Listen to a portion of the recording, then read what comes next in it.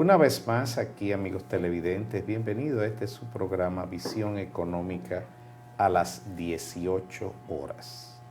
Estamos hablando de entrada con ustedes, amigos televidentes, y tenemos que tocar un caso que es el de Francia. Los que hemos estado en París, Francia, o sea, vemos que hay mucha libertad de expresión del amor, de expresión de todo.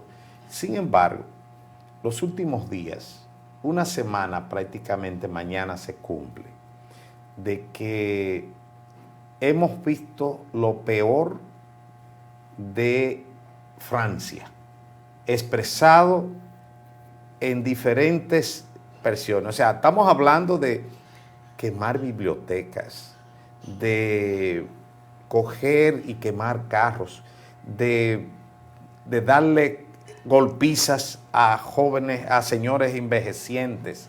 O sea, lo peor de esa gran cultura francesa. Es un proceso de involución de Francia después de la Revolución Francesa y la emergencia de los derechos humanos, las condiciones de vida de los trabajadores a nivel mundial, el mismo relacionamiento en la gobernanza política, la constitución francesa que sirvió de referencia muchísimo. Hay toda una historia de aporte a la humanidad de Francia. Y París, la capital de la cultura, la capital, digamos, del arte y la ciencia, también es un referente histórico en ese sentido. Ahora, cuando los sistemas secuestran la conquista y desvían las conquistas que los pueblos han logrado, no queda de otra. Y lo que está pasando de Francia, del país de la cultura, a lo que le están llamando ahora mismo el jardín en llama, ¿verdad? Jardín en llama, es decir, considerado Francia todo un jardín cultural, científico, etcétera, a un país prácticamente en llama y sobre todo su capital, París. Entonces, ahí hay que hacer un análisis profundo. ¿Cuál es la demanda que tienen lo que se están movilizando los sectores sociales? Fundamentalmente la seguridad social, los fondos de pensiones, todo ese tipo de cosas es lo que está generando en Francia la pérdida de calidad de vida de los franceses, lo que le está llevando a esta movilización. Quiero hacer la siguiente salvedad. Todos los tratadistas más importantes de los movimientos sociales y las protestas sociales establecen bien claro lo siguiente: las protestas sociales son válidas y son un mecanismo de reivindicación de conquistas que se han perdido o de conquistas que se están pidiendo y que quieren lograrse. Pero estos movimientos espontáneos, estos movimientos desarticulados de los pueblos no conducen a ningún sitio. Lo único que conducen es a la pérdida de activos en el sentido integral de la palabra de un país. Porque no es verdad que estos movimientos, la izquierda está secuestrada, según los especialistas. Los movimientos de izquierda en Europa y particularmente en Francia están secuestradas por las grandes corporaciones, porque los sindicatos, porque las organizaciones sin fines de lucro, porque los movimientos de la sociedad civil están en gran medida financiadas por las corporaciones y entonces no pueden enfrentar los intereses de esas corporaciones. En conclusión, esto no es nuevo. Yo estuve en Francia, de Viena a Francia, y no pude entrar a París en el 2007. No pude entrar a París porque iba por carretera y las movilizaciones que habían nos hicieron devolver, porque era quemando todo lo que estaba por ahí, lo estaban quemando. Estoy hablando del 2007. Estos movimientos no son nuevos. Y sin embargo, del 2007 para acá, ¿cuánto va? 16 años. Y se han ido perdiendo más conquistas de las que se tenían en el 2007, han seguido perdiéndose en Francia independientemente de estas movilizaciones. Bueno, en ese sentido yo lo que puedo anexar es lo siguiente. eso quisieron llevarlo a Bélgica, fue. Sí, Y allá lo resolvieron de una vez. Eso es un problema, pero, óyeme, que se le está yendo de la mano a Macron. En mi manera de ver la cosa, Macron está jugando con fuego. Con fuego. Por lo siguiente. Por ejemplo, que le corten las redes sociales a la comunidad, porque no se lo van a cortar solamente a los que se están movilizando. Se lo van a cortar a todo el mundo. Hay una amenaza de que le van a cortar las redes sociales. Y el mundo que ha creado el nuevo contexto de esta desglobalización es que muy escasos, muy excepcionales somos los que sobrevivimos sin estos aparatos y las redes sociales que se mueven a través de ellas.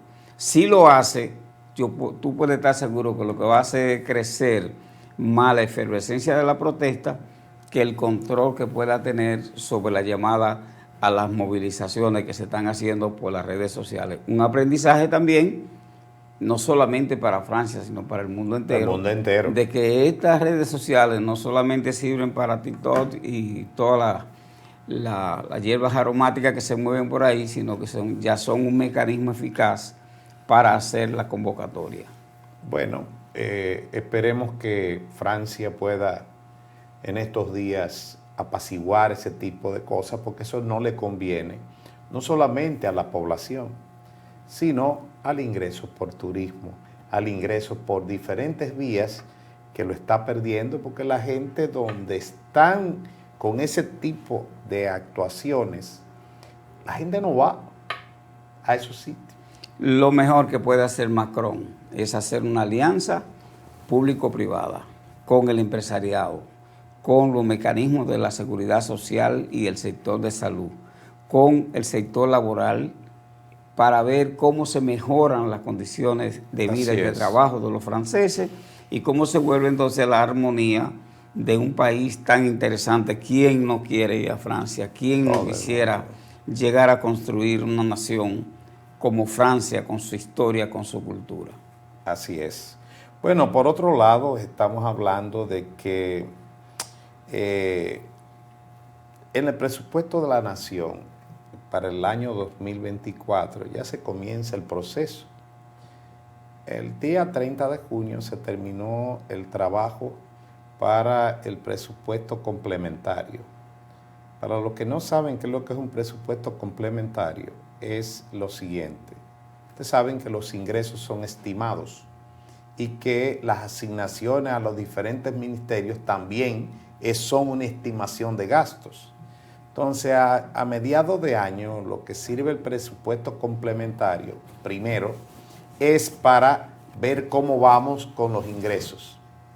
Entonces, aquellos proyectos que no se iniciaron porque no tenían presupuesto y hay dinero, entonces se le asigna por el Congreso los ingresos que están entrando de más en el presupuesto. Asimismo, cuando una sectorial o un ministerio o una dirección general en su aplicación del presupuesto, o sea, su POA, su plan anual, ese plan de operativo anual, como está, si está en un 15% y estamos a mediados de año, entonces se supone que esa institución no va a gastar ese dinero. Y se utiliza para... ¿Cuál es la profesión mía? Economista. ¿Y mi ocupación? Economista. Economista, sí. Y académico. Exacto. Mire, don Alejandro, cuando un país se institucionaliza, cuando se institucionalizan las finanzas públicas, por un lado, cuando se hace coherencia de la política fiscal respecto a las finanzas públicas y a los planes de desarrollo, desaparece el presupuesto complementario y suplementario. En la República Dominicana ya se instituyó como una herramienta de gestión presupuestaria, de hacerle un suplemento o un complemento al presupuesto en el mes de agosto, por ejemplo, a veces, o en el mes de noviembre. De suerte que contablemente la situación de cierre del presupuesto general de la nación termine contablemente más o menos balanceado. Pero dado el déficit acumulado, el déficit fiscal, no el cuasi fiscal, el déficit fiscal acumulado en la República Dominicana, el cual, hay que ser sincero, decir que ha ido disminuyendo y que va a disminuir este año muy probablemente. Sí. De todas maneras, no se ha visto el impacto de estos presupuestos en la reducción del déficit. Por lo que yo voy a hablar como académico.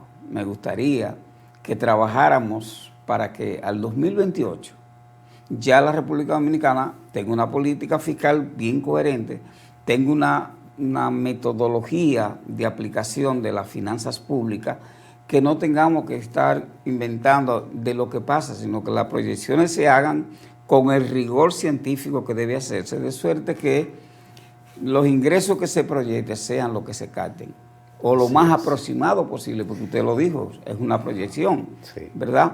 Pero este es un jueguito que tiene una doble connotación, una connotación contable y una connotación política. No, y en este sentido, amigos televidentes, quiero decir lo siguiente. Las sectoriales, o sea, los ministerios y las direcciones generales, han estado trabajando en tecnificar a su personal, principalmente en el área de planificación, porque uno que tiene acceso a las diferentes sectoriales por nuestro trabajo que hacemos, hubo que prestarle planificadores a la mayoría de instituciones. Usted sabe cómo se hacían los presupuestos en las diferentes sectoriales, como lo hacen la mayoría de ayuntamientos. ¿Cuánto se gastó el año pasado? Ponle 3,000 pesos más, o ponle 3,000 millones más, o quítale 1,500 millones más. Y así es que se hace. Mira, Alejandro, la ciencia de las finanzas públicas le suple a la gobernanza de un país un proceso presupuestario.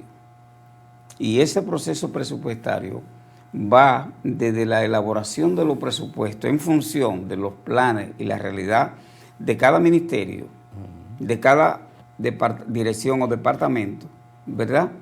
Elaborando su presupuesto particular. Luego, la articulación en un todo de los presupuestos disgregados de las instituciones, y luego que el Consejo de Gobierno conoce el presupuesto, el paquete presupuestario, como se le llama en finanzas públicas, el paquete presupuestario. Entonces aquí hay una cultura de que hay instituciones que elaboran, incluyendo donde se establece la ley, que es el Congreso Nacional, ¿verdad? Que se hacen unos presupuestos, pero no solamente el Congreso Nacional, todas las instituciones hacen unos presupuestos 2 y 3 veces, como tiro a la cabeza con la planificación presupuestaria institucional, a ver si yo pego en el ombligo. Yo creo que se entiende, ¿verdad? El símil que estoy haciendo. Apunto a la cabeza y si disparo, por lo menos pego en el ombligo, que sería, si lo hago de 10,000 millones, entonces me dan 5,000 millones, que es un poco más de lo que yo necesito.